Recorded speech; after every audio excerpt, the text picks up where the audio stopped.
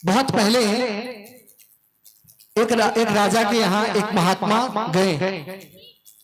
तो महात्मा के पास कुछ शालिग्राम भगवान थे और महात्मा का ऐसा संयोग बना कि कुछ दिन वो वहीं पर निवास करते हैं, कुछ दिनों के लिए, कुछ समय के लिए। तो महात्मा रोज भगवान शालिग्राम का पूजन करते थे। एक दिन के बाद जब वो पूजन कर रहे थे तो राजा की एक अबोध बालिका थी, पुत्री थी। उसने जब देखा तो उसने पूछा कि बाबा आप ये किसकी पूजा कर रहे हो? महात्मा को बड़ी हंसी छूटी, इसे पता कुछ भी नहीं है, ये पूछ रही है। बोले ये कौन है? महात्मा ने मजाक मजाक में कहा, बोले ये तो सिलपिल्ले भगवान है। अब उन्होंने केवल परिहास में कहा। अब उस बालिका ने सोचा, बालिका ने फिर प्रश्न किया, अच्छा इनसे, इनकी पूजा से क्या होता है? बोले आप जो चाहोगे, आपको मनचाहा वरदान ये प्रदान करते हैं। अब तो महाराज बालिका जिद पे अड़ गई कि बोले महाराज इन सिलपिल्ले भगवान को हमें भी आप दीजिए।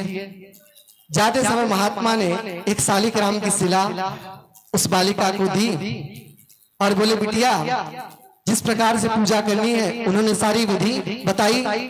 अब महात्मा तो चले गए।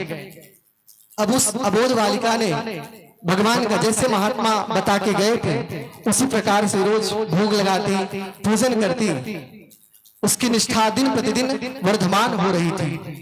भगवान के प्रति प्रेम बढ़ रहा था। उसे नहीं पता कि सिलपिल्ले भगवान कौन है, पर उसका विश्वास इतना दृढ़ था।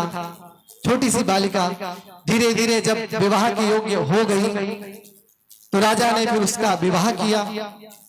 विदाई के समय अपने भगवान को वो साथ ले गई, सिलपिल्ले भगवान को।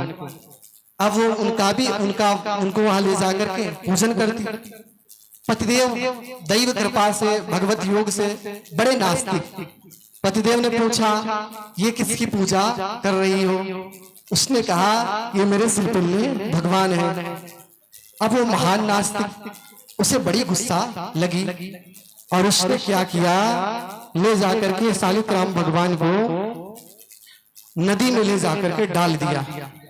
अब तो राजकुमारी जो थी उसे ऐसा लगा कि उसके प्राण ही चले जाएंगे, क्योंकि बचपन से उसने इतना स्नेह भगवान से किया था कि उसकी स्थिति ये हो गई, उसका अन्न जल सब छूट गया।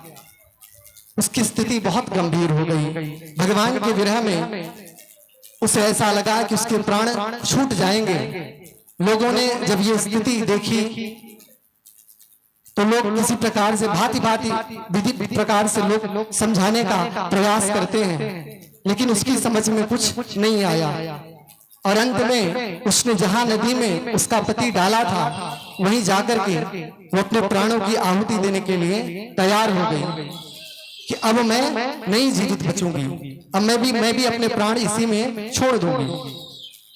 अब महाराज जैसे ही वो नदी के पास पहुंची, भगवान से बोली कि हे सिलपिल्ले भगवान, ये आपकी जो दासी है ये अपने प्राणों को त्यागने वाली है, इसलिए आप हमें दर्शन दे दो, क्योंकि आपसे मेरा वियोग, अब मैं आपसे अलग नहीं रह सकती। आपका वियोग मुझे असह्य हो चला है, इसलिए हे नाथ अब मैं प्राण को त्याग दूंगी। अब अंतिम बार मैं आपसे कह रही हूं। उसी समय महाराज चमत्कार होता है। जल से आवाज आती है कि बोले आप अपने प्राण को मत त्यागिए, मैं आपके पास आ रहा हूं। ये कलयुग की घटना है, कोई सतयुग की नहीं है। मगर उसी समय आवाज हुई और वही शालिग्राम की शिला जो वो पूजन करती थी वही शिला सामने प्रकट हुई। राजकुमारी जैसे उसको लेकर हृदय से लगाना चाहती थी कि उसी समय उन शालिग्राम शिला से भगवान नारायण चतुर्भुज रूप में प्रकट हो गए और दिव्य प्रकाश हुआ। अन्य जितने भी लोग थे उस प्रकाश से सबकी आंखें बिल्कुल झप गईं। कोई उस प्रकाश को देखने में समर्थ नहीं हुआ। और उसी समय एक दिव्य विमान प्रकट हुआ, गरुड़ध्वज, और भगवान बोले इस विमान में बैठकर तू बैकुंठ चल। वो राजकुमारी उस विमान में बैठकर सशरीर भगवान के वैकुंठ धाम को प्रस्थान करती है। कहने का अभिप्राय ये है कि भगवत प्राप्ति दुर्लभ नहीं है, दुर्लभ है तो भगवान को पाने की चाह कि हमें भगवान को भी प्राप्त करना है। हम लोग नाटक करते हैं कि भगवान को हम चाहते हैं। भैया भगवान को पहले नंबर पे नहीं रखते, जब सारा काम हो जाएगा तब भगवान। अगर जिस दिन भगवान पहले नंबर पे आ जाएं, उस दिन भगवत प्राप्ति दुर्लभ नहीं है। फिर लोग कहते हैं अरे महाराज कलयुग है। अरे भैया कलयुग हो चाहे सतयुग हो, आपका भाव अगर दृढ़ है तो चमत्कार क्षण क्षण पे आज भी होते हैं।